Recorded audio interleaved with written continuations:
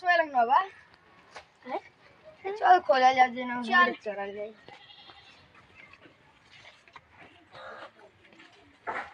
अरे दोस्तों सो हम तो जूता के मिलन घर बा चल हमनी के इनो न खोज रहली चल चल बनता हेलो तरबूज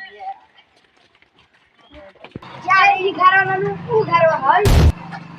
चल जो ए दो सामने रे स्कूल कथि हो चल तू कोचिंग कपड़ा ले बारी ले साला नाटा नु होय अरे चल चल चल ओ